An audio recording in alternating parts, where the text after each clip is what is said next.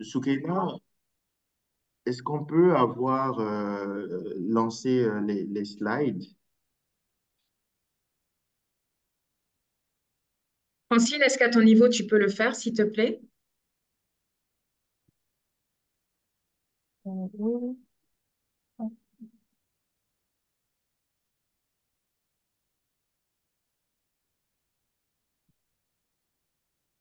Alors, bon, pendant que les slides chargent, c'est moins important. Bonjour à tous. Donc, je suis très honoré et très, très ravi de vous accueillir.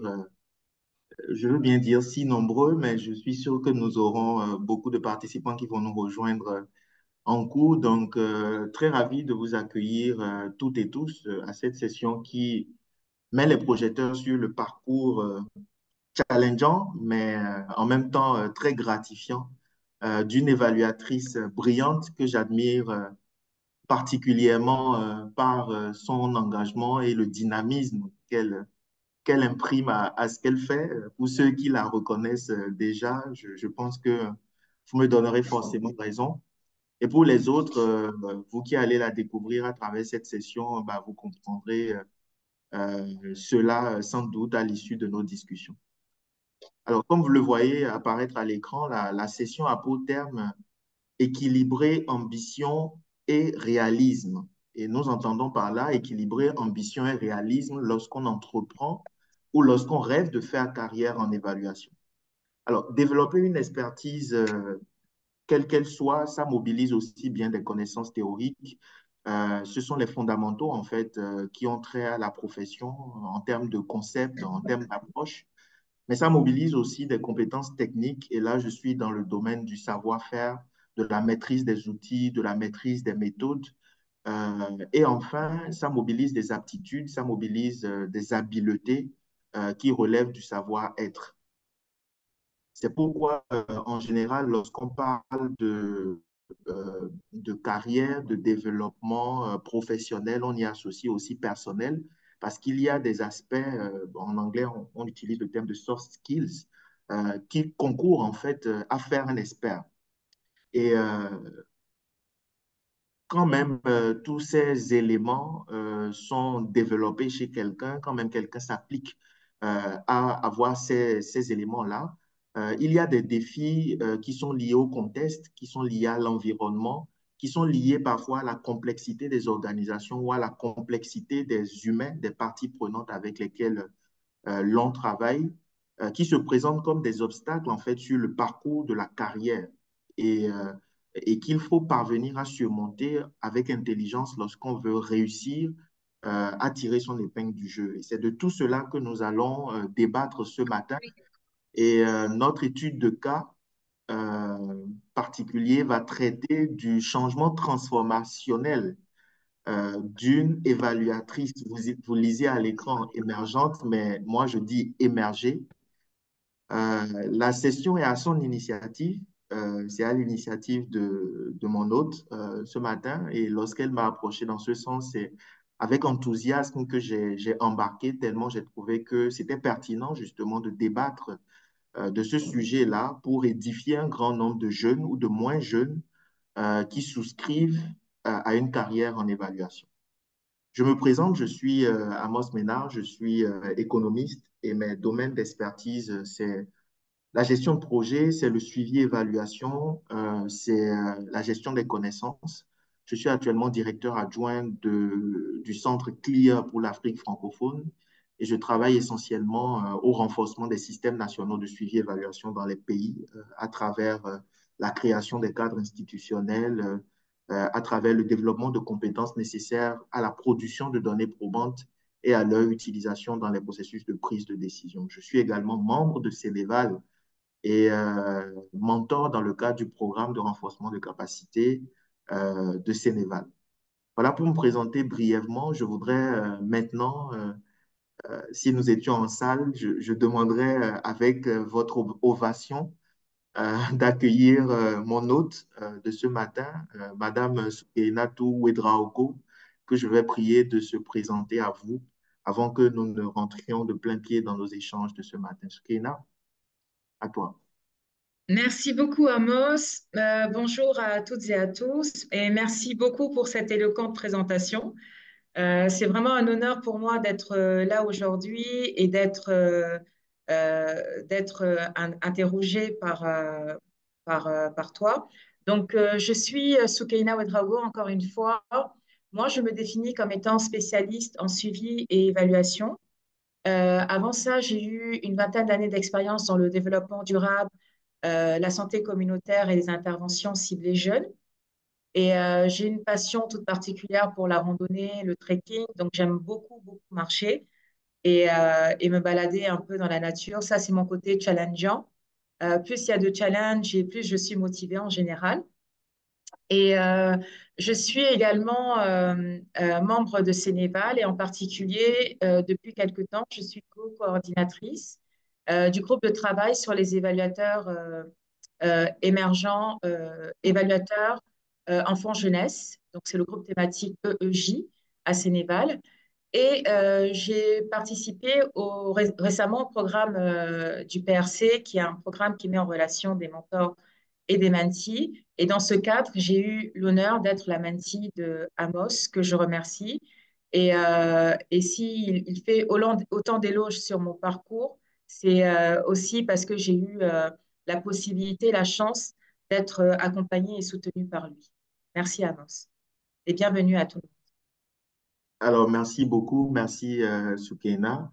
Alors, je propose que nous commencions tout de suite par une petite activité qui engage les participants. Nous sommes en ligne et en général, en ligne, c'est un défi de le faire. Mais nous avons préparé une petite interaction avec vous à travers quelques petites questions, une ou deux questions que nous voulons vous soumettre très rapidement avant de commencer. Et là, je vais demander à ma collègue Awa. Awa, est-ce que tu veux bien, dans le chat, partager le lien du Slido euh, et afficher à l'écran justement les questions?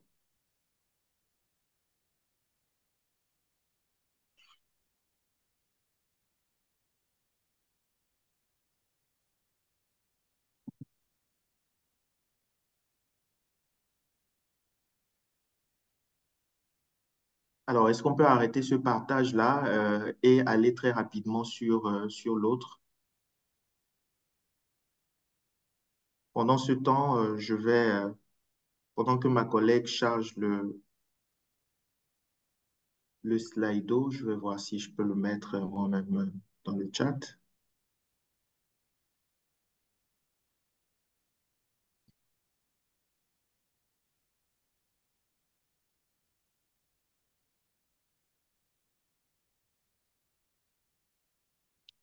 Alors, parfait. Donc, vous voyez normalement dans le chat de discussion un lien.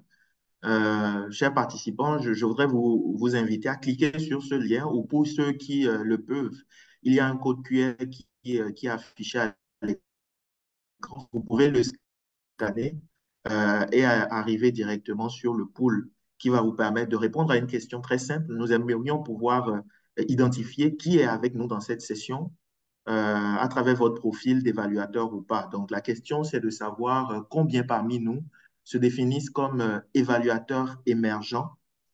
Donc, vous avez trois modalités de réponse. Soit oui, vous êtes évaluateur émergent, donc du coup, vous cochez oui. Soit non, vous estimez que vous avez déjà émergé euh, et vous cochez non. J'ai émergé. Ou alors la troisième modalité, c'est non, je ne suis pas évaluateur. Parce que vous êtes peut-être parmi nous ce matin par curiosité, vous souhaitez justement en apprendre davantage sur le métier et peut-être l'embrasser. Cette modalité est pour vous. Donc, nous avons 17 participants en ligne et pour l'instant, nous avons deux répondants.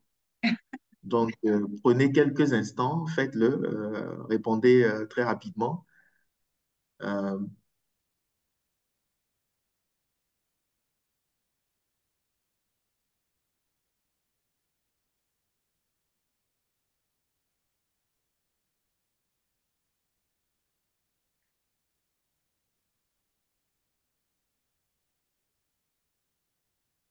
Alors, si le lien ne fonctionne pas, vous pouvez aller sur www.slido.com, comme c'est écrit aussi à l'écran. Et sur la première page, on va vous demander un identifiant. Vous mettez le code qui apparaît, 37 79 842, et ça vous emmène tout de suite au pool.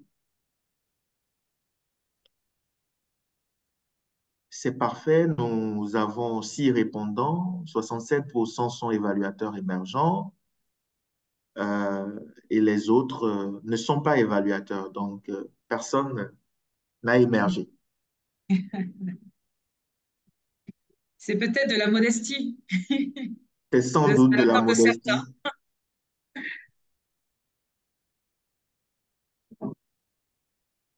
Alors, nous allons patienter une minute encore avant de poursuivre.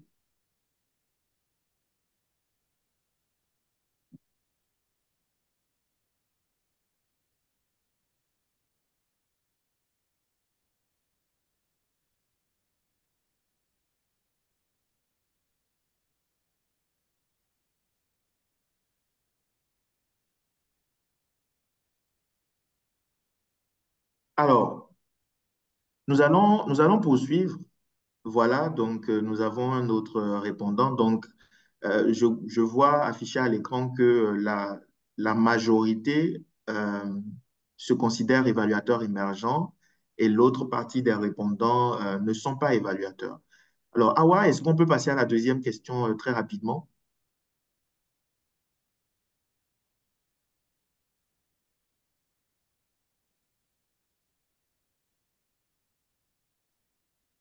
Donc, vous verrez apparaître une autre question.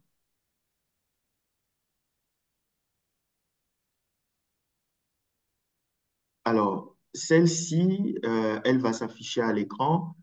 Celle-ci, c'est celle de savoir, pour ceux qui sont évaluateurs, quel adjectif qualifierait le mieux votre stade ou votre niveau de développement?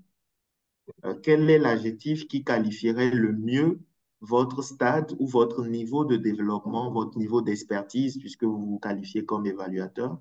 Quel est l'adjectif qui le définirait le plus? Et là, c'est une question ouverte. Nous attendons que vous proposiez un adjectif et surtout pas émergent. Voilà, c'est ce que j'allais ajouter. On Surtout n'avait pas pas droit au émergent. mot émergent. Bon, on verra des synonymes de émergent, mais surtout pas émergent, parce que vous êtes déjà défini comme évaluateur émergent.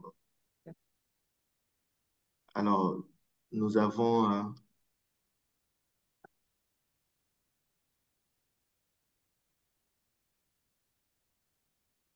excellent, nous avons un certain nombre qui se considèrent comme débutants. OK, OK.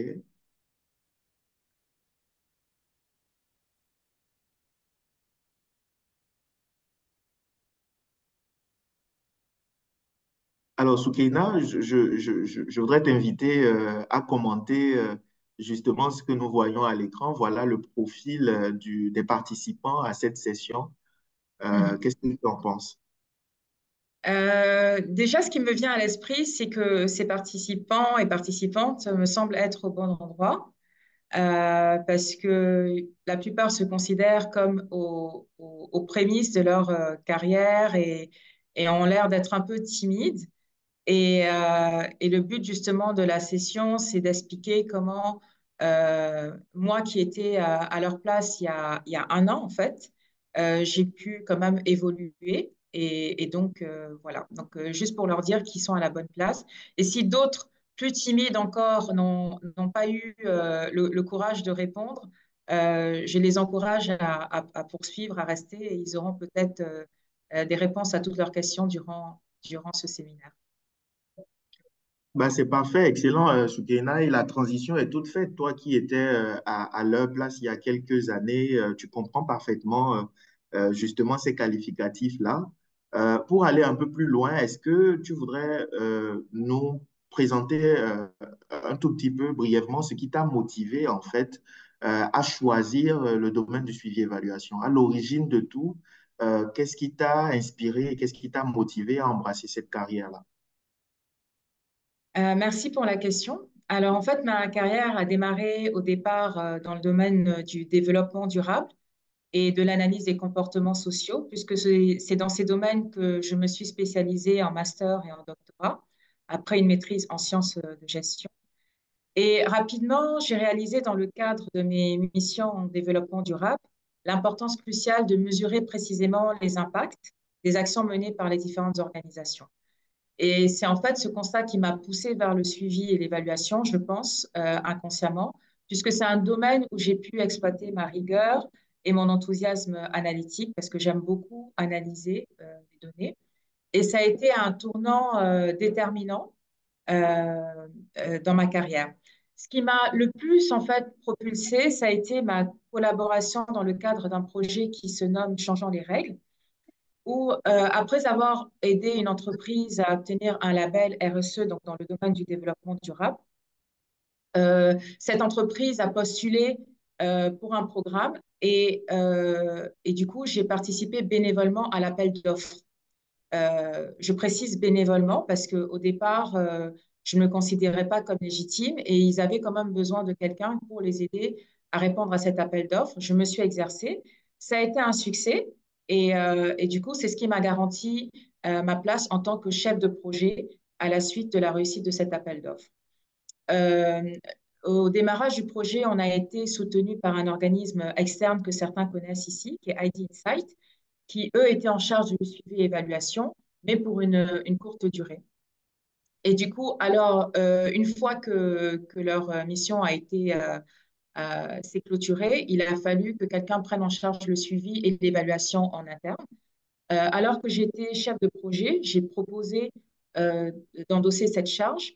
Et en fait, plutôt que de demander une augmentation, je dirais, de salaire correspondant à ces nouvelles tâches, j'ai demandé à pouvoir bénéficier de formations en suivi et évaluation. Donc, plutôt que d'être rémunéré en plus, j'ai demandé que cette entreprise prenne en charge mes formations en suivi et évaluation. Et c'est comme ça qu'à l'issue de cette expérience de chargée de programme, j'ai terminé en étant chef de projet en santé sexuelle, en e-santé en particulier. Et j'ai également acquis des certifications dans le domaine du suivi et d'évaluation. Et par la suite, du coup, chaque projet auquel j'ai pu postuler n'a fait qu'enrichir mes connaissances sur le terrain. Voilà. C'est excellent, c'est excellent, Soukaina. Lorsqu'on t'entend, on voit que à l'origine, il y a eu une volonté en fait d'aller à l'évaluation. Mais l'autre chose aussi, en t'écoutant, on peut aussi voir que un certain nombre de personnes, ça a été ton cas, peuvent venir aussi à l'évaluation du fait des opportunités qui se présentent à elles. Ça a été ton cas à travers ce projet-là que tu as mentionné, qui t'a véritablement donné goût à la chose et tu as souhaité te perfectionner par la suite à travers justement des formations pour construire ton profil, puisque ton profil c'était plutôt dans le développement, comme tu l'as dit. Je suis convaincu qu'il y a un certain nombre de participants qui sont avec nous ce matin, qui n'ont pas un profil de formation en évaluation et qui s'interrogent en fait. Et à travers cette introduction, on peut comprendre que on peut se construire ce profil-là, même si ces premières opportunités ne sont pas dans le domaine de l'évaluation.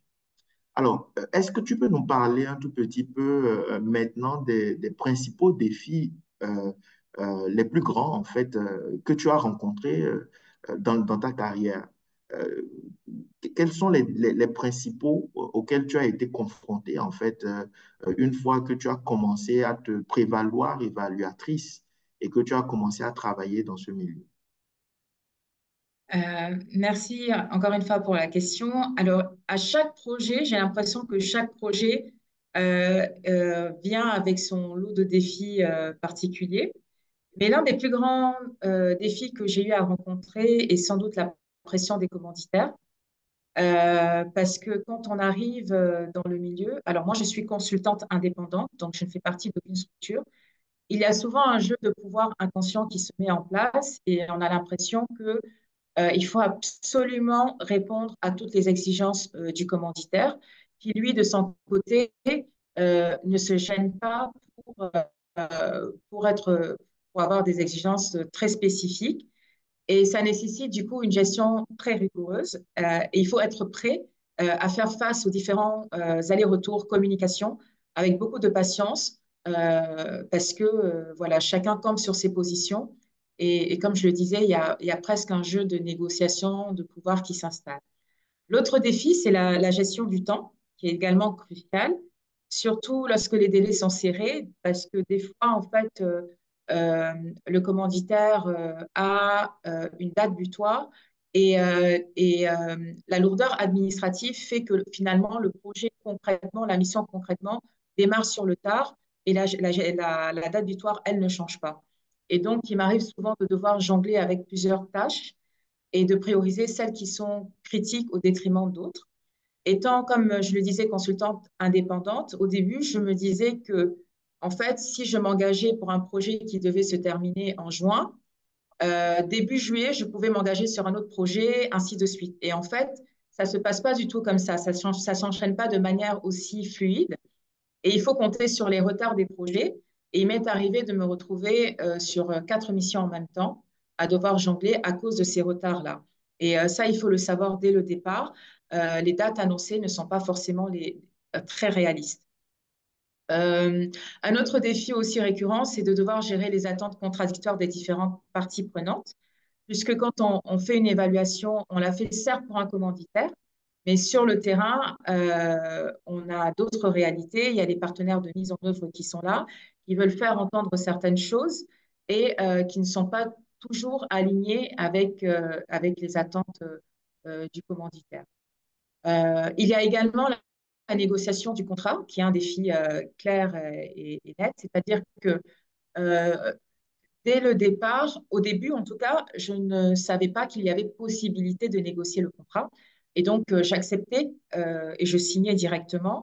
Or, il y a des clauses assez importantes sur lesquelles il ne faut pas passer. Et il faut s'assurer en fait que le contrat reflète la portée et la complexité du projet. Il ne faut pas aller avec euh, tellement d'enthousiasme on en perd toute réalité. Et il faut être assez finalement exhaustif sur la note de cadrage pour couvrir les aspects du travail prévu. Je pense notamment à l'exemple d'un contrat que j'ai eu où finalement j'ai l'impression que plus qu'un chargé de suivi et évaluation, ils avaient besoin d'un intermédiaire entre eux, commanditaires extérieurs qui se trouvaient en Europe, et les acteurs de mise en œuvre sur le terrain, avec lesquels le dialogue avait été complètement coupé.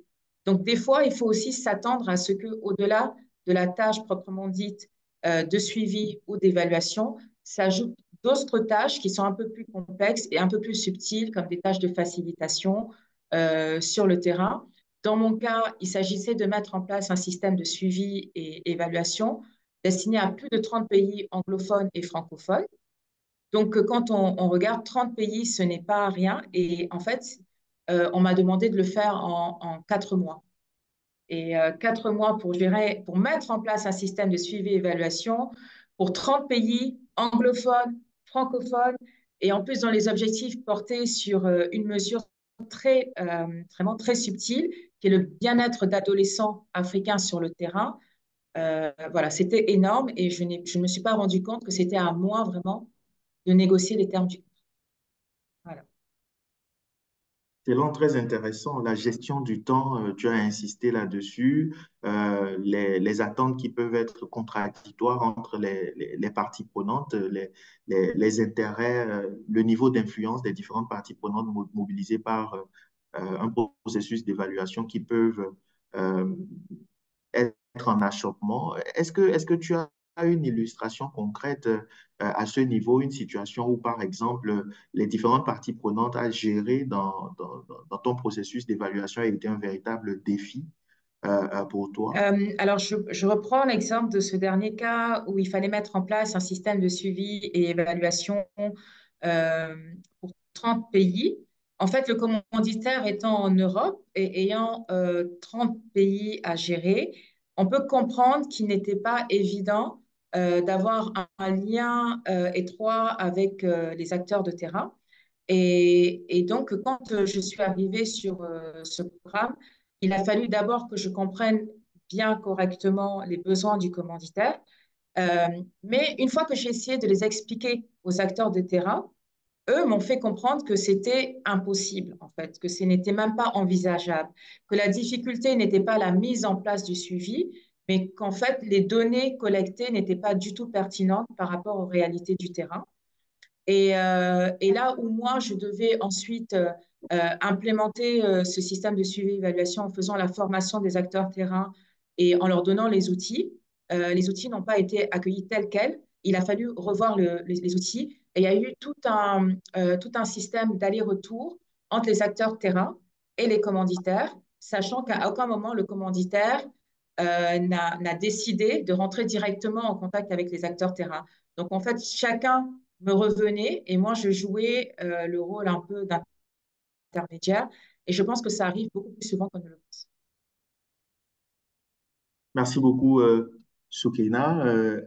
Je propose qu'on puisse se tourner vers les participants. Cette session, nous la voulons aussi interactive pour avoir un feedback pour ceux qui ont eu également des expériences en évaluation, s'ils veulent bien partager quels ont été les défis que eux ils ont rencontrés. Et c'est la troisième question que ma collègue va faire apparaître à l'écran juste à l'instant. Nous aimerions savoir pour ceux qui se sont déjà exercés à ce métier-là, de votre perspective, quels sont les défis auxquels vous avez été confrontés? Est-ce que vous avez rencontré les mêmes défis mentionnés par Soukeinatou à l'instant? Comment est-ce que vous les avez gérés? Nous aurons l'occasion d'en discuter dans la session interactive, mais à cet instant, c'est de les mentionner, c'est de les nommer pour que nous puissions en avoir connaissance. Merci Amos. Et j'ajouterais, comme on a quand même un public assez débutant, que même si vous n'avez pas encore eu de mission en tant que telle, qu'est-ce que vous pensez euh, pouvoir rencontrer comme futur challenge à l'avenir dans le cadre des missions d'évaluation? Voilà, vous avez tout le long de la session pour pouvoir répondre. On reviendra dessus tout à l'heure. Parfait. Donc, le pool est ouvert. Sentez-vous libre de le renseigner. Nous allons avancer en attendant. Je regarde en même temps l'horloge et le temps qui file. Soukenatou, je propose que nous passions à présent. Nous allons nous essayer à un exercice, un SWOT en fait, sur ton profil, sur ton parcours. Nous allons faire cette analyse. Est-ce que tu pourrais nous parler un tout petit peu des forces qui t'ont aidé à avancer en fait dans ce milieu? Bon, je parle de SWOT, c'est des forces dans un premier temps, mais tu nous parleras aussi des faiblesses, des opportunités et des menaces. Donc, je lance toute la panoplie de questions comme ça et tu pourras nous en dire un peu plus. Tout à fait. D'ailleurs, je veux bien, si c'est possible, qu'on reparte sur les slides. Mais Oui, ce que OK. ce que je pourrais dire par rapport à ça, c'est que l'une de mes plus grandes forces a été mes compétences en gestion de projet.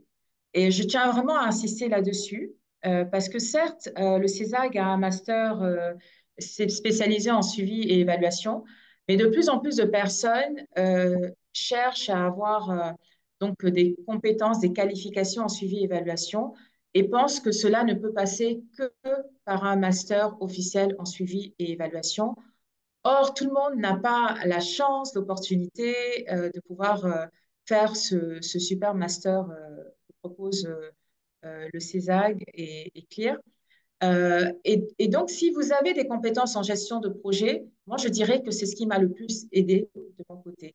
Je disais que j'ai fait un master en sciences de gestion et je l'ai complété par la suite récemment parce que mon master en sciences de gestion date un peu. Et il y a 2 ans, j'ai décidé de faire un excellent MOOC en ligne, qui est un MOOC certifiant, voire diplômant, que je recommande à tout le monde, qui est le MOOC GDP, gestion de projet, proposé en ligne par l'École centrale de Lille. Il est assez exigeant et se déroule sur plusieurs mois, mais ça vaut le coup. Et ce sont ces compétences surtout qui m'ont permis de structurer les évaluations de manière efficace. et en m'assurant que chaque phase du projet était bien planifiée et exécutée. La première chose, ce serait la gestion de projet. Ensuite, je dirais que c'est également ma capacité à m'adapter rapidement aux situations changeantes. Évaluateur, il faut être très flexible. Sur le terrain, les conditions peuvent évoluer rapidement, qu'il s'agisse de changements politiques. Si, par exemple, vous devez visiter un ministère et que la personne qui était en charge d'un programme n'est plus à sa place, il faut savoir comment bifurquer rapidement pouvoir avoir un contact vu le changement. Je dirais même le changement de conditions météorologiques. Combien de fois je me suis retrouvée pendant la saison d'hivernage sous la pluie, voire dans la boue, pour accéder à certaines zones rurales et accéder à certains bénéficiaires. Quand le matin, vous êtes en talons, vous gisez au ministère et l'après-midi, vous êtes dans la boue dans un village. Ça aussi, il faut pouvoir jongler entre les deux. Il faut être réactif pour pouvoir maintenir le cap, même dans les situations les plus imprévues. Et surtout, je dirais, il faut être hyper connecté. Et moi, c'est ce qui m'aide aujourd'hui. On le critique beaucoup et je suis la première à le critiquer, l'hyperconnexion, mais on en a besoin quand on est consultant indépendant évaluateur. Souvent, les clients à l'étranger ne comprennent même pas qu'on puisse avoir des pannes de courant ou des pannes de réseau. Ça n'existe pas quasiment pas en Europe. Et pour eux, c'est complètement incompréhensible qu'il puisse y avoir des pannes de courant ou de réseau. Du coup, j'ai toujours avec moi mon téléphone chargé avec sa 4G et mon powerbank. Et depuis, mon téléphone et mon powerbank sont devenus mes meilleurs amis. Et enfin, tous les documents importants, je les ai sur un drive que je peux consulter depuis mon téléphone, même si on me demande un renseignement quelconque. Voilà. Alors, excellent. J'étais en train de parcourir en même temps dans le chat les Q&R. Il y a quelques questions, mais je vois que les collègues sont en train d'y répondre. Alors, très excellent, Soukeinatou. Lorsque nous préparions cette session, justement, et que nous avons abordé cet exercice du SWOT, force, faiblesse, opportunité, menace, que tu fais par rapport à ton profil, à ton parcours, cette introspection, j'ai trouvé ça très original.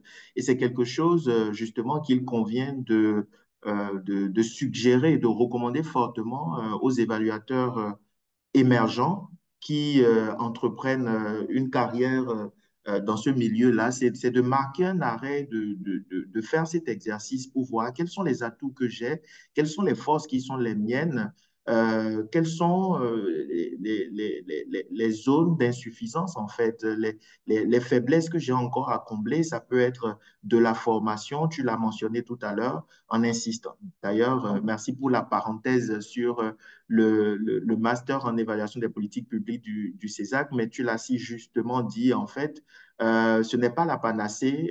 Il y a plusieurs grands évaluateurs qui n'ont pas fait une formation académique initiale en évaluation, mais qui se sont forgés un profil à travers de la formation qualifiante. Ça a été ton cas. Et ça, c'est une force.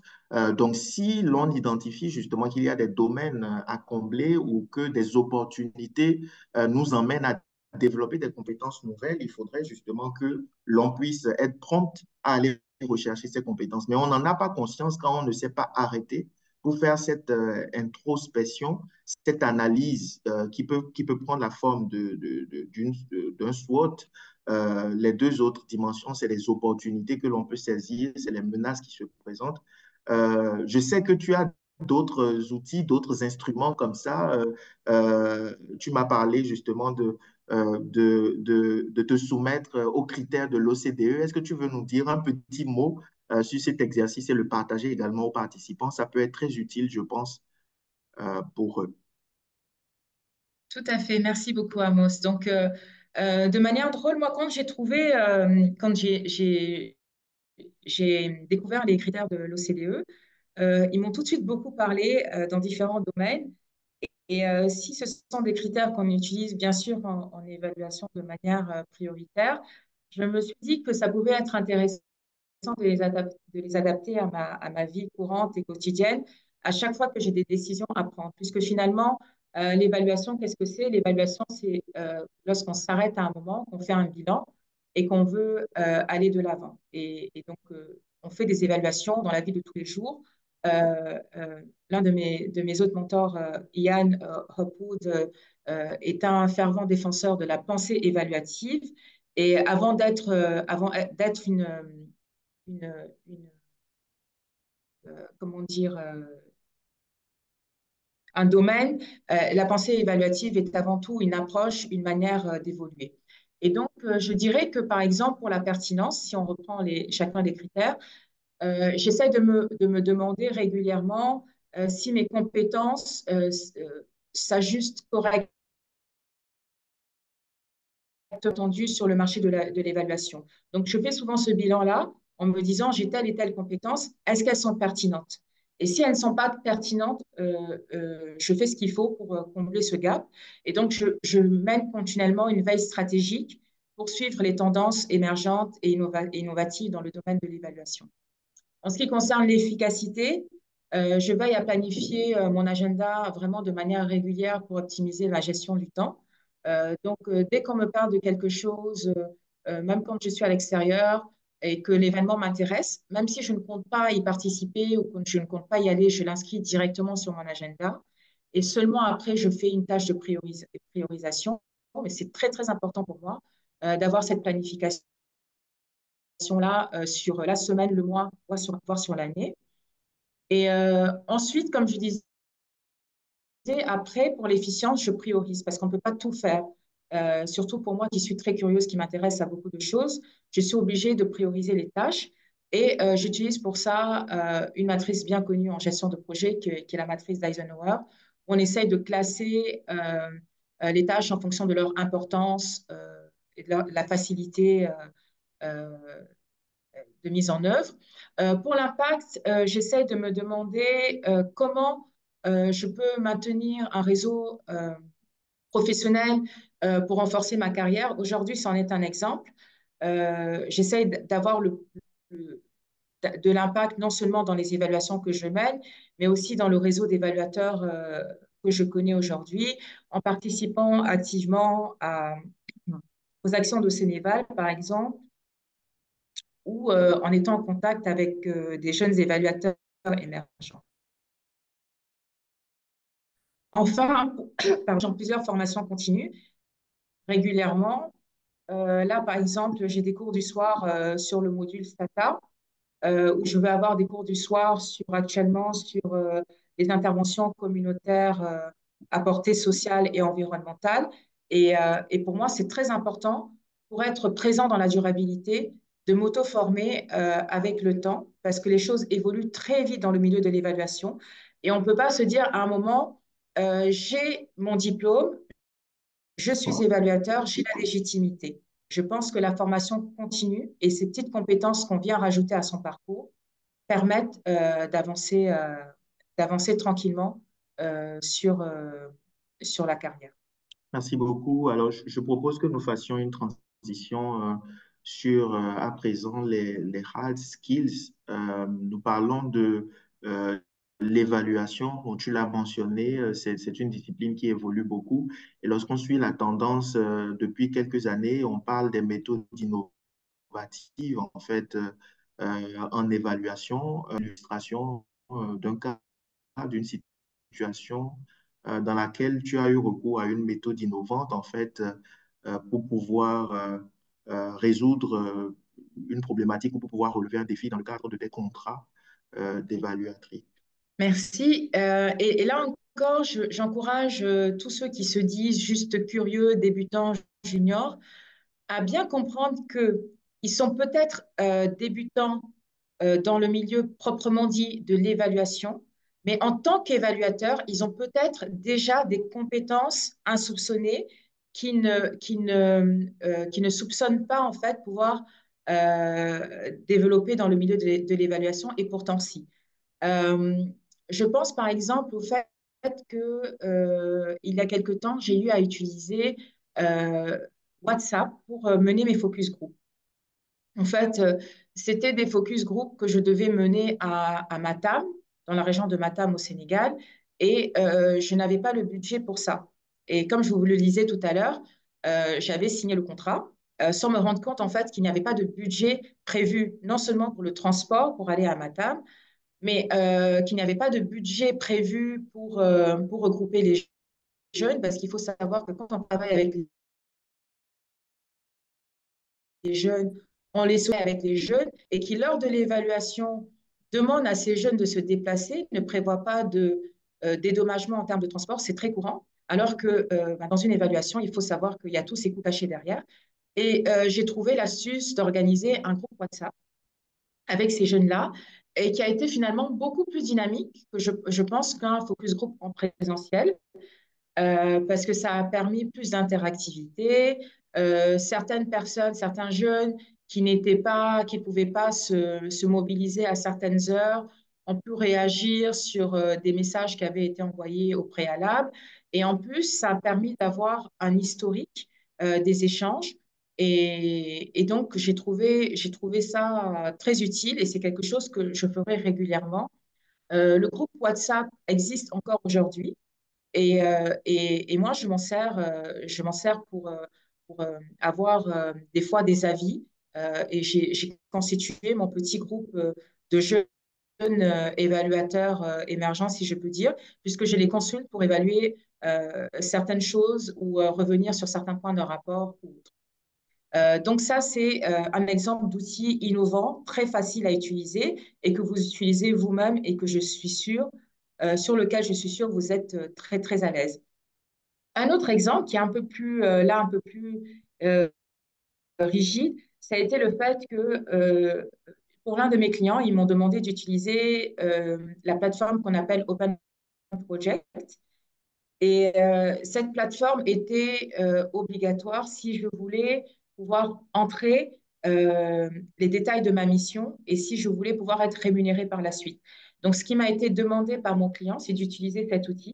Et moi, il a fallu qu'à côté, je me forme avec des tutoriels pour savoir comment utiliser cet outil qui permet finalement d'organiser sa mission en tâches, en sous-tâches, en subdivisions. Pour chaque tâche, il m'était demandé en fait de me connecter et de m'enregistrer sur une minuterie. Donc là, pas de possibilité de dire, d'estimer globalement, par exemple, le temps de rédaction d'un rapport. Il fallait que lorsque je me mettais à la rédaction du rapport, j'enclenche la minuterie et à la fin de la rédaction du rapport, je déclenche la minuterie. Et donc, ça, c'est un système un peu plus rigide, mais que j'ai découvert qu'en fait, voilà, selon le client, selon le commanditaire, vous avez des personnes qui sont très à la page du digital et qui peuvent exiger que vous le soyez aussi. Alors, ce que j'entends de ton propos, c'est que dans la vie courante, en fait, il y a des aptitudes que nous pouvons avoir, il y a la maîtrise de certains outils que nous pouvons avoir qui, a priori, ne sont pas des outils que l'on pourrait utiliser à l'évaluation, mais ça demande parfois un certain génie, une certaine euh, propension à l'innovation travail qui est le nôtre dans le cadre des évaluations.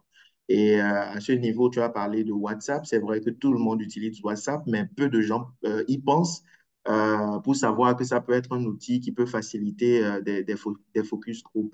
Et l'autre chose que j'entends, c'est que justement, le commanditaire, le client ou le superviseur, celui avec qui nous travaillons, peut exiger de nous que nous développions des compétences particulières pour maîtriser certains outils qui sont nécessaires dans le cadre de certains travaux. C'est peut-être l'environnement qui le dit, le concept, le contexte qui le dit. Donc, ça prend justement une certaine agilité au niveau de l'évaluateur émergent pour pouvoir très rapidement aller se former, aller développer ses compétences à travers l'auto-formation, des lectures, des recherches personnelles, mais également à travers la formation continue, la formation qualifiante, comme tu l'as mentionné. Alors, quel conseil est-ce que tu pourrais donner en plus à un jeune qui, justement, est confronté à des défis similaires Quel conseil est-ce que tu pourrais donner? Là, nous parlons toujours de l'agilité que ça prend de développer justement une approche innovative ou des compétences particulières dans le cadre de l'évaluation. Quel tips est-ce que tu pourrais partager? Alors, je dirais, quand on est jeune, je dirais soyez vous-même et soyez jeune. Certes, c'est important d'avoir la stature de l'évaluateur telle qu'on pourrait la connaître classiquement, mais aujourd'hui, votre valeur ajoutée, c'est justement votre capacité à innover, à être créatif et en tant que jeune, à être, si je puis dire, à la page. Euh, donc, je vous conseille de rester ouvert et proactif face aux nouvelles technologies et surtout de ne pas voir l'imposition d'un nouvel outil comme un obstacle. Des fois, vous allez voir une plateforme, un logiciel, quelque chose que vous ne connaissez pas, et vous allez vous dire, ah, je ne connais pas, je suis bloqué. Mais en fait, aujourd'hui, sur Internet, vous avez tout.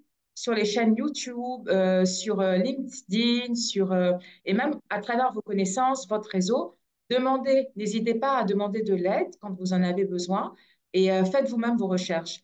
Moi, je me rappelle que l'un des outils qui a le plus été apprécié lors de mes consultances, c'était Kahoot.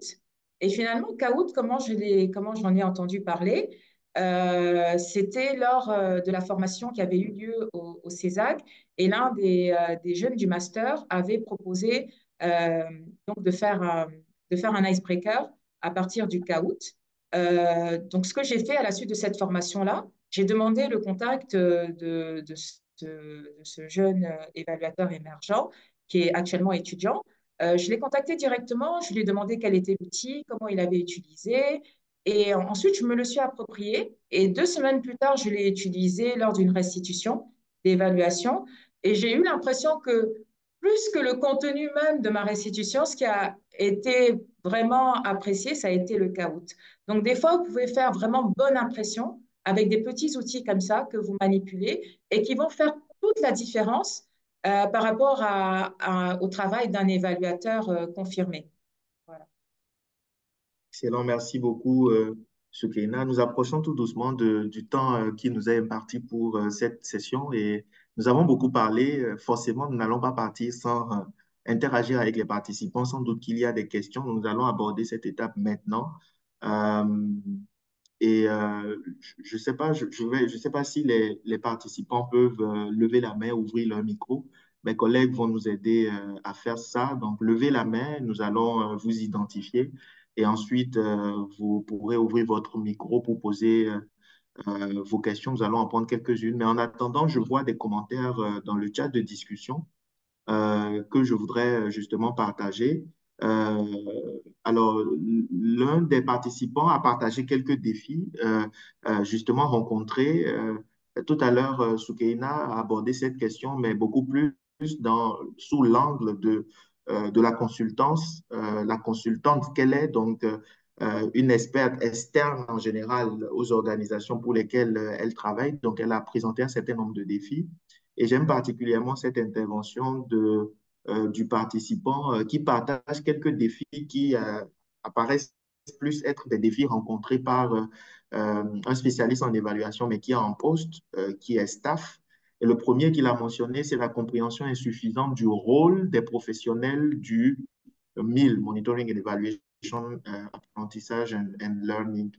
Euh, Certains chefs de projet considèrent le rôle de ces professionnels-là comme une fonction d'appui plutôt que comme des acteurs essentiels et intégrés à la gestion de projet. Et évidemment, lorsque vous rencontrez ce genre de défi au sein des équipes dans lesquelles vous évoluez, bah, vous ne pourrez pas prospérer parce que les gens n'ont pas encore bien compris l'importance de l'évaluation pour vous donner justement les moyens de vous exprimer, de pouvoir produire les données probantes qui peuvent véritablement faire avancer les choses. Donc, ça peut être un véritable défi. L'autre chose qui a été mentionnée, c'est le manque ou l'insuffisance de ressources dédiées aux activités d'évaluation qui peut conduire à une moindre priorité accordée à ces aspects. Nous le savons, hein, en général, dans les organisations, les ressources dédiées à l'évaluation sont en général très faibles. Pour les plus excellents en la matière, c'est 10% des ressources qui sont consacrées à l'évaluation, mais ça, c'est vraiment les plus excellents. C'est très rare de trouver des organisations ou des projets où ça va au-delà de ça. Et évidemment, c'est un grand défi. S'il n'y a pas de ressources suffisantes dédiées à l'évaluation, c'est à la fois des ressources financières, mais c'est aussi des ressources matérielles, des ressources humaines dédiées à l'évaluation. Il est difficile que l'évaluation puisse jouer son rôle. Alors, je vois apparaître notre pool que nous avons ouvert tout à l'heure avec quelques défis qui sont mentionnés. Comprendre les outils d'évaluation, euh, euh, divergence d'idées, respect des délais, les types et approches d'évaluation, les ressources limitées, on l'a mentionné, des problèmes de communication, mauvaise compréhension du rôle, désaccord sur la méthodologie, oui, ça également, ça peut être un gros défi. Soukaina, tu veux peut-être élaborer là-dessus? Est-ce que tu as déjà été confronté à ce genre de situation où l'approche méthodologique proposée par le consultant ou l'expert n'est pas accepté ou approuvé par les différentes parties prenantes, ou alors les parties prenantes s'y engagent et au fil du chemin, les choses changent. Est-ce que tu as des expériences à partager dans ce sens, très brièvement? Brièvement, je dirais que lors de la note de cadrage, normalement, on aborde la question méthodologique et souvent le commanditaire fait confiance. La plupart du temps, ce que j'ai vu, c'est que le commanditaire faisait confiance à l'évaluateur. Par contre, dans l'équipe d'évaluation, il y a souvent des personnes qui essayent de faire un copier-coller théorique, donc avec des méthodologies qui sont toujours les mêmes et qu'on rabat éternellement, etc. Et en fait, sur le terrain, ces méthodologies sont rarement appliquées à la lettre. Donc là, encore une fois, j'invite les évaluateurs à être assez créatifs, pas trop non plus, il ne faut pas aller dans tous les sens, mais il faut bien penser aux réalités de terrain quand on aborde la méthodologie. Une méthodologie, la meilleure qu'elle soit, peut-être très théorique et ne pas du tout cadrer avec les réalités de terrain. Donc, en fait, il faut tout simplement argumenter là-dessus et demander peut-être à tester de manière légère la méthodologie avec une ou deux parties prenantes et pour la faire valider avec le commanditaire. Voilà. Parfait. Alors, nous allons poursuivre dans les échanges, mais nous allons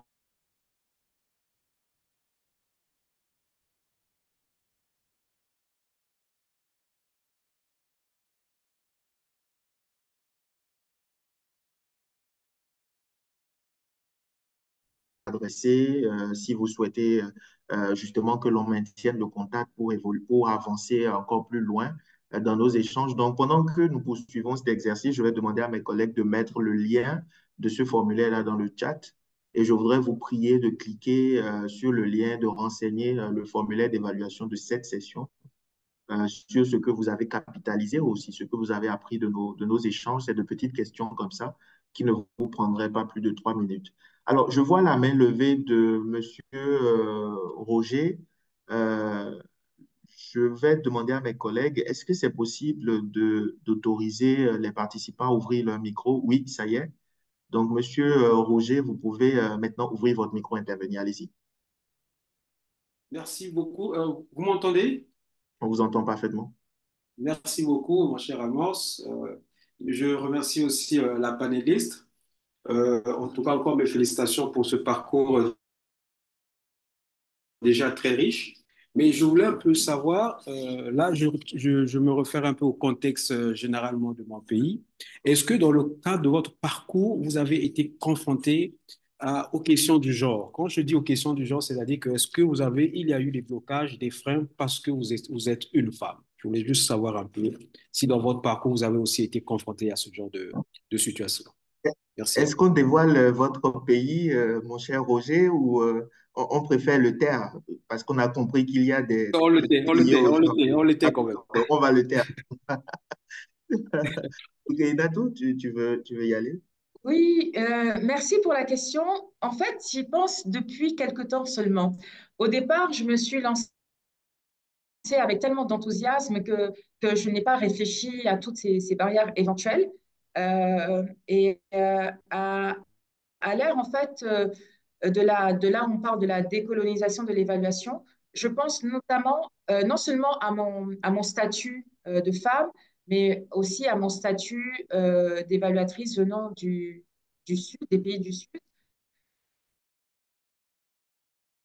Et bon, je dirais que ce sont les deux groupes. En tant que femme, beaucoup moins, puisque j'œuvre dans le domaine en fait de la santé sexuelle et reproductive, surtout la santé communautaire beaucoup et les jeunes. Et je dirais même que dans ces domaines-là, mon statut de femme a facilité les échanges, en tout cas sur le terrain avec les bénéficiaires, puisque ce sont des domaines assez délicats où souvent les bénéficiaires préfèrent s'adresser à une femme plutôt qu'à un homme. Je dirais que du coup, l'éventuel handicap que je pourrais percevoir serait plutôt dû à l'âge, même si je suis plutôt jeune, relativement à d'autres évaluateurs seniors, ça joue. Et à mon statut du Sud, parce que souvent, en fait, les cabinets vont avoir tendance à former des équipes avec un évaluateur du Nord et éventuellement accompagné d'un évaluateur du Sud. Et pour moi, ce statut-là est à remettre en question. Voilà. Merci à vous. Merci à vous pour votre réponse. Merci. Merci beaucoup, cher Roger. Oui, je vois une deuxième main. Monsieur Dosso, allez-y. Ouvrez votre micro. Allez-y. Merci à tous. Merci à la panéliste pour cette brillante présentation. Bon, moi, je suis encore, comment on appelle, dans le milieu académique, c'est-à-dire, je suis étudiant au César en évaluation. Euh, euh, Mes préoccupations vont aller dans le sens de quelques thèmes qui ont été abordés, c'est-à-dire l'organisation. Elle a eu à mentionner le fait que, étant sur un projet, et puis le fait de se projeter à la fin de ce projet sur un autre projet, que ça pourrait ne pas refléter la réalité à cause du retard dans le délai de l'exécution du projet. Donc, dans ce sens, j'aimerais savoir si ce retard-là est dû au fait que le suivi n'a pas été fait correctement ou bien c'est parce que, comment on appelle, euh, euh, euh, euh, comment je veux dire ça? Le, le projet n'a pas tenu compte euh, des facteurs de risque qui ne dépendaient pas du projet. Maintenant, pour la deuxième question, j'aimerais savoir, dans le milieu de l'évaluation, est-ce que le problème de langue peut être peut-être un frein, qu'on appelle, dans l'exercice de sa fonction? Par exemple, bon, c'est vrai que il y a beaucoup de projets qui viennent des bailleurs anglophones. Donc, le fait d'être limité en termes de langue peut vraiment être un frein dans notre processus ou bien dans notre progression professionnelle. Merci. Merci beaucoup, Monsieur Dosso. Donc, Soukeina, sur la première question, je pense que ça te permettra de clarifier davantage. Je pense que tu l'as abordé lorsque tu parlais des défis liés à la gestion du temps, la négociation des contrats, etc. Accepter plusieurs projets en même temps, donc plusieurs évaluations en même temps et comment arbitrer cela. C'est comme ça que j'ai compris ton intervention à ce moment-là. C'est l'opportunité peut-être pour toi de clarifier cela pour cette première question du participant. Tout à fait. Alors, je dirais que c'est intrinsèque au principe même de l'évaluation, parce qu'à mon avis, l'évaluation est un processus itératif. Et si on veut vraiment donner une évaluation de qualité, il ne s'agit pas juste de produire un rapport pour un rapport. Il y a encore une fois un jeu de navette qui va s'établir entre les parties prenantes sur le terrain, le commanditaire, et vous, vous êtes entre les deux. Et ce jeu de navette fait qu'on ne peut pas prévoir à l'avance, il est impossible de prévoir à l'avance le temps que ça prendra. Et ça, c'est un risque qu'il faut inclure dans la timeline du projet et notamment dans la note de cadrage. C'est ce que je recommande. Aussi, il est normal au début Donc, je disais, moi, je suis consultante indépendante. Donc, au début, on a peur de ne pas avoir de revenus fixes suivis, ce qui pousse forcément à mettre les évaluations les unes derrière les autres. Et donc, j'aimerais dire qu'en fait, être consultant indépendant, au début, il faut avoir soit de la réserve financière, soit accepter de ne pas avoir de rentrée financière pendant certains temps, le temps de stabiliser les choses pour pouvoir ensuite mieux s'organiser. Mais il y aura des passages à vide. Pour moi, je suis en tout cas dans une phase où j'accepte ces passages à vide et où, durant ces passages à vide, j'en profite pour me former, pour faire des communications, pour faire plein d'autres choses. Et c'est des moments où je ne gagne pas d'argent, mais je préfère ça plutôt que perdre ma crédibilité face à des bailleurs dorénavant. Pour la langue, effectivement, je pense qu'aujourd'hui, l'anglais est incontournable et il faut passer par là. Et pour ceux qui n'ont pas le niveau, encore une fois, il est possible de se former, participer à des groupes de discussion. Moi, je me suis vue il y a 3 mois repartir sur des cours d'anglais au British Council parce que je voulais parfaire certaines choses et passer un examen. Donc, je l'ai fait. Donc, il n'est jamais en fait trop tard. On a l'impression que souvent, le parcours est linéaire, il faut se former, puis rentrer dans la vie active. Et en fait, ça ne se passe pas comme ça du tout. Moi, je conseille vraiment de se former de manière Merci, continue. Soukaina. Alors, Moi, le propos est de franc manière et continue. Voilà. je l'apprécie beaucoup. Ce n'est pas pour décourager les plus jeunes à venir à l'évaluation, mais c'est la réalité. Dans les débuts, justement, il y a ce que tu as appelé de manière élégante passage à blanc ou passage à vide. On a bien compris. Justement, il faut saisir cette opportunité-là pour se renforcer, pour se former en attendant de pouvoir saisir d'autres opportunités. Ce qu'il ne faut surtout pas faire, c'est mettre en péril sa crédibilité, justement en embrassant trop pour finalement échouer sur tous les chantiers. Je pense que c'est ce qu'il faut retenir par rapport à ce point que tu as voulu soulever. Je ne vois pas d'autres mains levées. Je pense que nous avons épuisé également les quelques questions qui ont été mentionnées dans le chat de discussion. Bon, il y a quelqu'un qui a souhaité savoir comment on définit évaluateur émergent, mais il a trouvé sa réponse déjà par écrit.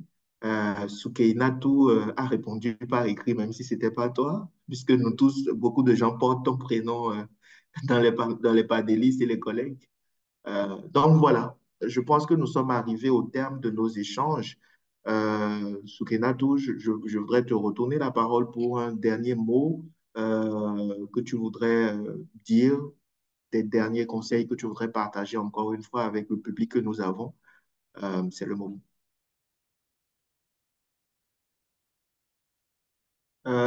Yohan, ton micro est Oui. fermé.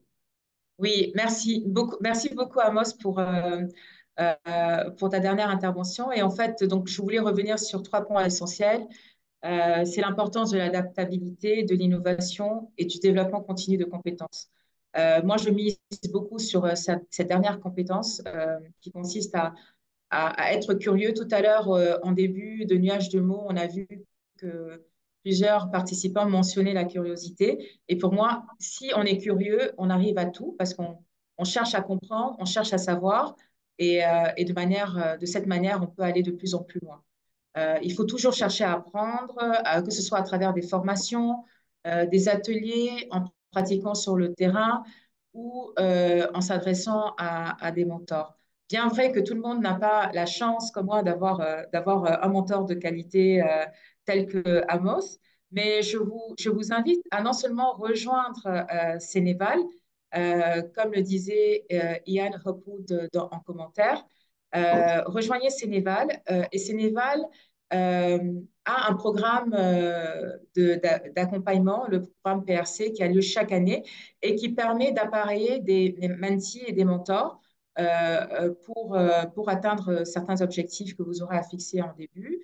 Je vous invite à consulter des plateformes en ligne du type Coursera ou EDX pour vous former en tapant des mots-clés ou autres. Et ne sous-estimez pas l'importance des webinaires, des conférences professionnelles. Moi, ce qui m'a donné envie d'être évaluateur indépendante et de me lancer, c'était justement la semaine locale qui avait eu lieu il y a 2 ans et où un des professionnels de CLIR avait organisé une session de 2 jours pour encourager les évaluateurs émergents. Et c'est comme ça que j'ai démarré. Donc vraiment, ne sous-estimez pas toutes ces petites choses.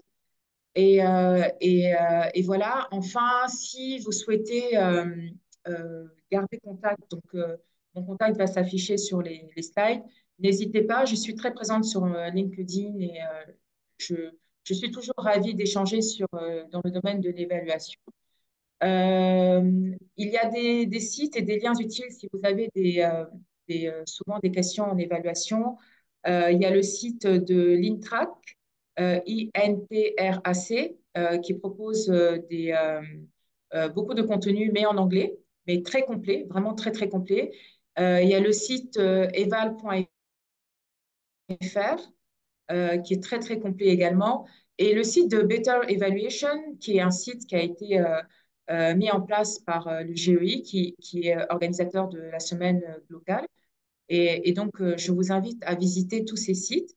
Euh, Dès que vous avez des petites questions en évaluation, en général, vous y trouverez vos réponses. Voilà. Et donc, je tiens à remercier le CLIR pour avoir hébergé ce webinaire, Amos encore une fois pour son encadrement. Le parcours, comme vous le voyez, est très sinueux souvent, mais c'est normal, c'est ce qu'il faut se dire. Euh, Avoir des hauts, c'est normal, avoir des bas également. Il faut continuer à avancer et l'apprentissage se fait tout au long du parcours. Voilà, merci beaucoup. Merci beaucoup, Soukeina. Merci beaucoup. Ça a été pour moi également un grand plaisir de partager cette tribune avec toi et de pouvoir faire un focus justement sur ton parcours, équilibré, ambition et réalisme. J'espère que nous avons pu traiter du thème convenablement et que vous avez pu trouver réponse justement à quelques préoccupations que vous pourriez avoir au début de votre carrière à travers l'expérience de Soukeinato. Alors, Soukeinato l'a mentionné tout à l'heure, l'importance justement des webinaires. Elle-même a eu son déclic à partir du Glocal et je voudrais juste dire que vous êtes déjà converti puisque vous êtes déjà dans cette session du Glocal, mais ce n'est pas la seule. Le programme continue jusqu'à la fin de la semaine, donc souscrivez massivement aux autres sessions qui sont au programme du Glocal. Je suis convaincu que la diversité des thématiques va contribuer à vous enrichir davantage. Euh, Soukeina a mentionné également tout à l'heure le programme de renforcement des capacités de Sénéval dont elle-même, elle a bénéficié. Il y a une session cet après-midi, enfin à 13 heures GMT, qui va porter sur la troisième édition de ce programme, où j'aurai le privilège moi-même d'être panéliste et ce sera l'opportunité de faire un meilleur focus en fait sur ce programme. Donc, si vous êtes curieux de savoir ce que c'est, ce qu'on peut capitaliser en prenant part à ce programme ou vous inspirer davantage de l'expérience d'autres personnes comme Soukeinatou, je vous invite à souscrire à ce rendez-vous. C'est une activité de Sénéval qui est à 13 heures tout à l'heure. Merci à chacun de vous pour votre présence à cette session. Nous avons été très ravis de vous avoir massivement et de l'interaction que nous avons pu avoir. Je voudrais vous rappeler une fois de plus le formulaire d'évaluation. Soyons de bons évaluateurs. Ne partez pas sans prendre quelques 2, 3 minutes pour renseigner ce formulaire. Il est partagé dans le chat de discussion et il va être repartagé à l'instant. Prenez le temps de cliquer dessus avant de vous déconnecter. Merci beaucoup. Merci Soukeina et à très vite dans d'autres sessions du local. Au revoir. Au revoir, félicitations. Merci. Merci.